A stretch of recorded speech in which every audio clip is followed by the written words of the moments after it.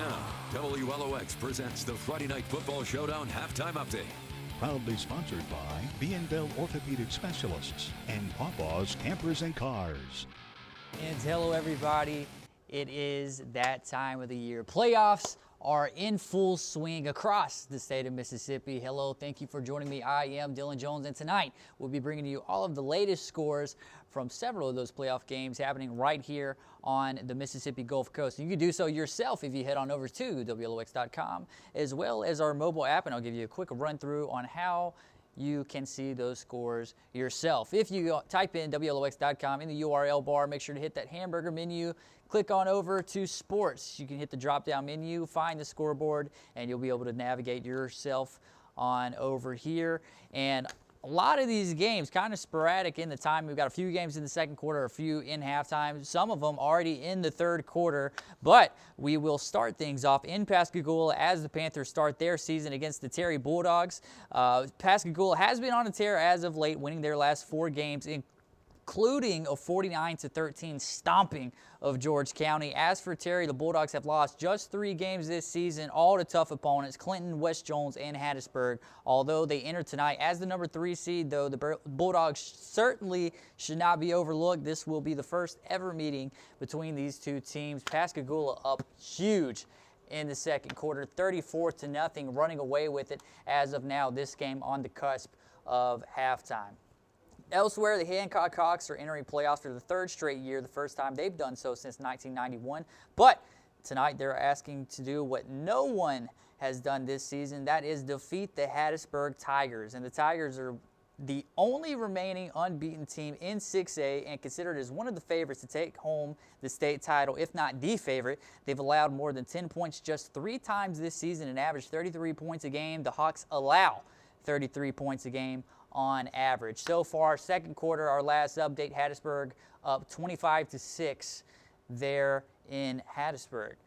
Now we look to so-so as the George County Rebels look for their first playoff win since 2007, and it'll have to come against the one-loss West Jones Mustangs. The Rebels have beaten one team with a record over 500 all year, and that was 4A rival Greene County. This one, however, very close at halftime. West Jones up by 1 score, 12-7 as of now. That one also entering the third quarter here shortly. Over in Picayune, the Tide have won 7 straight en route to their 4th straight district title. Tonight they host the PRC Blue Devils, who are competing in their first playoff game since 2015. These two programs obviously familiar with each other, being in the same district until realignment a year ago. Since 1996, they met 27 times. Picayune has taken 26 of those contests. They lead it as of now. Our last update has them up 28-7 in the second quarter.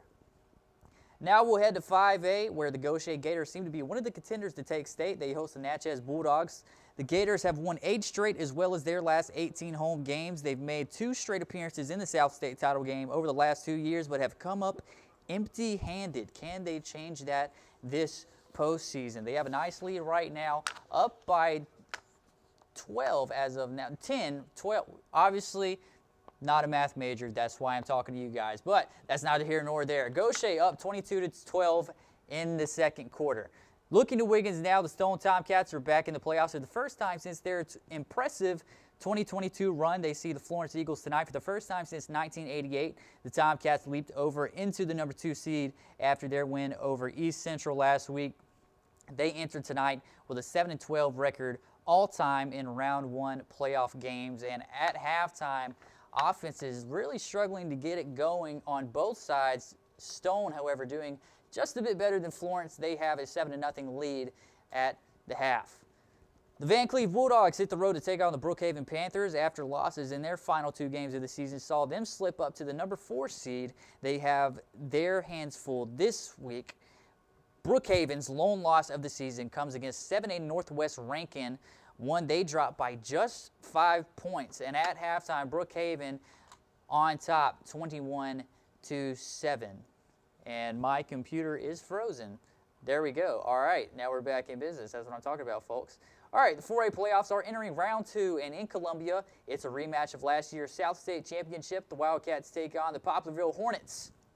These two teams shared completely different experiences in round one. Poplarville going tit for tat with Mendenhall, end up beating them by just a point. Columbia, however, thumping Richland by 50 plus. The Hornets are 9-2 in round two playoff games all time. They do lead it right now in the third quarter. Our last update has them up by 2, 14-12 there in Columbia. Finally, we head to 7A to check out with the Biloxi Indians as they travel into Oak Grove to face the Warriors. And it's been quite a while since the Indians have seen any success in the playoffs. Their last win in the postseason coming in 2011. They've lost 6 round one games since then. 3 of those losses coming at the hands of Oak Grove. Second quarter right now, Oak Grove up 20-7. Biloxi hoping to break the trend here tonight. Checking in with the D'Iberville, the Warriors slipped to the number 4 seed after falling to Biloxi last week. Because of that, they visit the one-loss Brandon Bulldogs to start their postseason, and the Bulldogs are juggernauts. They've scored 40-plus points on 7 different occasions this season and 60-plus twice. 2 wins would give D'Iberville their first visit to round 3 since 2008. However, it is not looking good for them as of right now. At halftime, Brandon already clinched that 40 mark. 43-14, they lead it.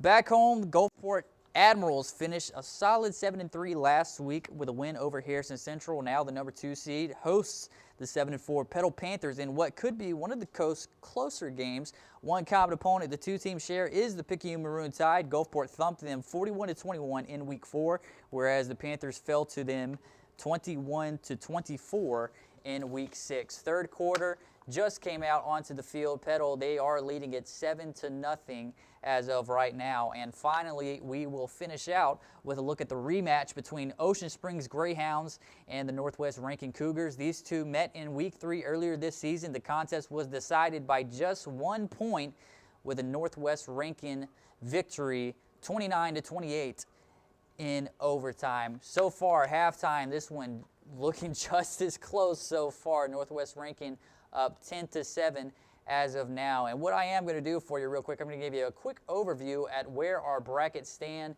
and where winners of each game will be playing. If you take a look at 7A here, up here, obviously North, we're not worried about that just yet. But you see here the winner of Brandon and D'Iberville will take on the winner of Gulfport and Petal.